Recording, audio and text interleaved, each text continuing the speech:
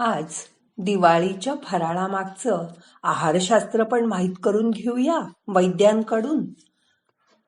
नुसते दिवाळीचे पदार्थ बनवून दिवाळी साजरी करण्यापेक्षा तिथे शास्त्रीय महत्व काय आहे, वेगवेगळे पारंपरिक पदार्थ बनविण्याच्या पद्धती, खाण्याच्या पद्धती, तसेच प्रथम त्या कोणी बनवल्या याचा शोध घेऊया. दिवाळीत आपल्या मुलांना या परंपरांबद्दल माहिती दिल्यास त्यांना पण त्याचा अभिमान वाटायला लागेल आणि मग ते छान आनंदाने दिवाळी साजरी करतील. हॅपी दिवाळीची शुभ दिवाळी करूया. आदिती दिवाळीच्या सुट्टीत गावी गेली होती. गावी सगळीकडे दिवाळीचे फराळ बनवण्याचा गडबड चालू असताना सगळेजण आपापल्या कामात व्यग्र होते. आदितीच्या डोक्यात मात्र भलतेच चालू होते. आई, मामा, आत्या सर्वांना प्रश्न विचारून तिने अगदी भंडावून सोडलं होतं. शंकरपाळीचा आकार असाच का? करंज्या अशा कशा? लाडू गोलच का? प्रत्येक फराळाचा आकार वेगवेगळा का? आणि त्या छोट्या भीमला जो लाडू आवडतो तो हाच लाडू का? तिच्या या प्रश्नाचं उत्तर मात्र कोणाकडेच नव्हतं. मामाला थोडंफार येत होतं, पण आज त्याला आदितीच्या आजीची प्रकर्षाने आठवण झाली. ती असती तर तिने सांगितलं असतं सगळं. पण या आत्ताच्या नवीन पिढीच्या मम्मीला पण हे काही माहित नव्हतं. त्या छोट्या भीमने तर लहान मुलांवर अगदी जादूच केली आहे. त्यामुळे भीम नक्की कोण होता हे आपल्याला माहिती करून घेतलं पाहिजे. कारण नुसते दिवाळीचे पदार्थ बनवून दिवाळी साजरी करण्यापेक्षा तिचे शास्त्रीय महत्व, वेगवेगळे पारंपरिक पदार्थ, त्या बनवण्याच्या खाण्याच्या पद्धती, तसेच त्या प्रथम कोणी बनवल्या याचा शोध घेतला तर दिवाळीत आपल्या मुलांना आपल्या परंपरांबद्दल आपण माहिती देऊ शकू आणि त्याचा अभिमान वाटायला लागेल. भीम हा पौरगव बल्लव या नावाने राजा विराटाच्या सेवेत एक वर्ष पाकशास्त्रज्ञ म्हणून राहिला. पौरगव ब्रुवानी अहम बल्लवो नाम नामतः. महाभारतात विराट पर्व. भीमाला पाकशास्त्र चांगलेही येत होते. महाभारतात खूप ठिकाणी त्याचं वर्णनही आहे. पांडव वनवासात असताना जेव्हा श्रीकृष्ण त्यांना भेटायला आले तेव्हा भीमाने त्याच्यासाठी खास एक नवीन प्रकारचा गोड पदार्थ तयार केला होता. तो खाल्ल्यावर श्रीकृष्ण मोठ्या आनंदाने भीमाचं कौतुक करून म्हणाले, त्या पदार्थाचं नाव रसला असं त्यांनी ठेवलं. हे रसला म्हणजे आत्ताचं श्रीखंड, म्हणजे श्रीखंडाचा प्रथम निर्माता भीम आहे बर का. त्यांनी ते खास श्रीकृष्णासाठी बनवलं होतं. आपल्याला आपल्या प्राचीन आहारशास्त्राची कल्पना करून देणाऱ्या क्षेम कुतूहल, भोजन कुतूहल, पाकदर्पण अशा प्राचीन आणि सध्याच्या युगातील अगदी नुकत्याच प्रकाशित झालेल्या सच्छास्त्र वर्णन केलेल्या ग्रंथामध्ये आपल्याला याची अधिक माहिती मिळते. पूर्वीच्या काळी पुपलिका म्हणजे पुरी, पुपा म्हणजे छोटे वडे, इंड्रिका म्हणजे इडली, घारिका म्हणजे डोसा, कुंडलिका म्हणजे जिलबी, किलाट म्हणजे पनीर, लपसिका म्हणजे हलवा आणि चणक रोटिका म्हणजे हरभरा डाळीपासून बनवलेली रोटी, अर्थात आपली पुरणपोळी. हिमहवा म्हणजे बर्फी, पिंडक म्हणजे पेढा, लडडूक म्हणजे लाडू असे सध्याच्या प्रचलित पदार्थांचे जुने संदर्भ ग्रंथ नावानिशी सापडतात. त्यांच्या बनवण्याच्या पद्धतीचे वर्णन मिळते. त्याचबरोबर त्यासाठी लागणारी साधन सामग्री सुद्धा त्यात मिळते. त्याचे फायदे तोटे, प्रत्येक पदार्थ खाल्ल्यावर त्याचा काय फायदा होतो हे आयुर्वेदात आहारशास्त्रात वर्णन केले आहे. त्याची सांगड घालून त्याचे कालानुरूप, प्रकृतीनुरूप सेवन केले तर फराळाची मजा अजूनच वाढेल. दिवाळीत केलेल्या पदार्थांनी युक्त भोजनाला पंचपक्वान्नाचे भोजन असं म्हणतात. यातील पंचपक्व अन्न म्हणजे पृथ्वी, आप, तेज, वायू, आकाश या 5 महाभूतापासून बनलेलं भोजन. या प्रत्येक महाभूताचा आकार ग्रंथात वर्णन केलेला आहे. जसं पृथ्वी महाभूत हे स्थिर असल्या कारणाने चौकोनी सांगितलंय.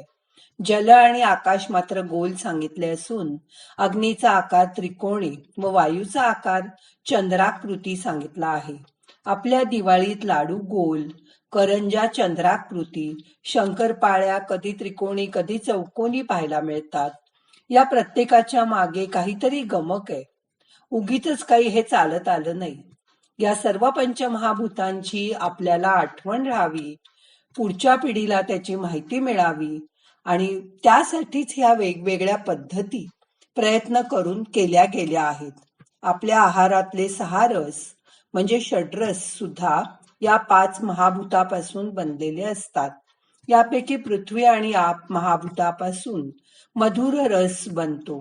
पृथ्वी आणि तेज या महाभूतापासून आम्ल रस बनतो.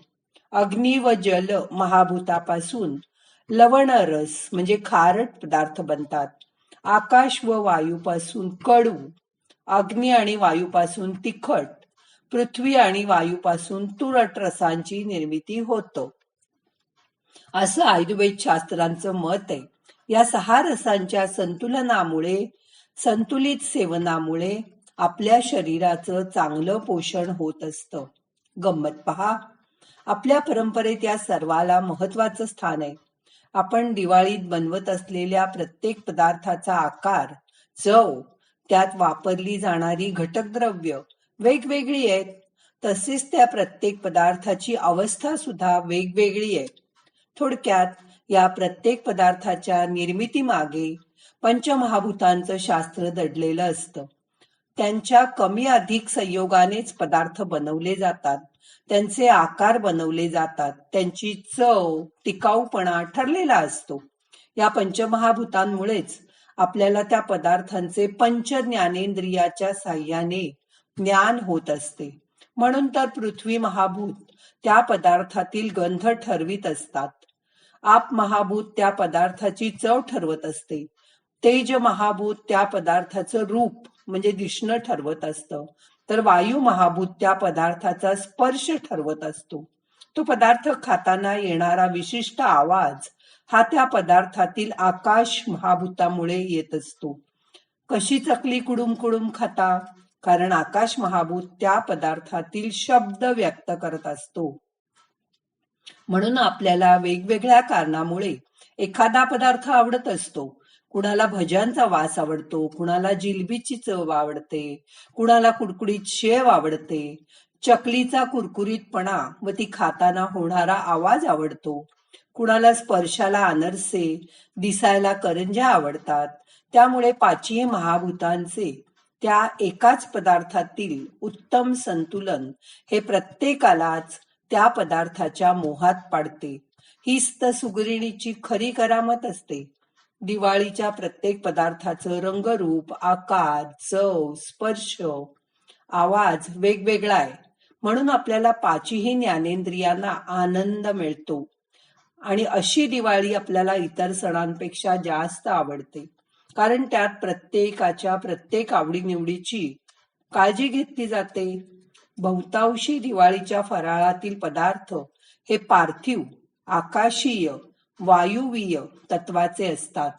त्यांच्यावर अग्नी आणि जलतत्वाचा संस्कार झालेला असतो. जसे की पदार्थ तेज, जलतत्व प्रधान अशा उष्ण तेलात तळलेले असणे. त्यामुळे त्या पदार्थावर या 2 महाभूतांचे संस्कार होतात. या संस्कारामुळे त्या पदार्थात गुणपरिवर्तन होते. टणक पदार्थ मऊ होतात, तर मऊ पदार्थ टणक होतात. म्हणून तर लाडू, करंजा, शंकरपाळे, चिरोटे, चिरमुरे, अनरसे, चकल्या या प्रत्येकाचे पंचभौतिकत्व वेगळे वेगळे असते.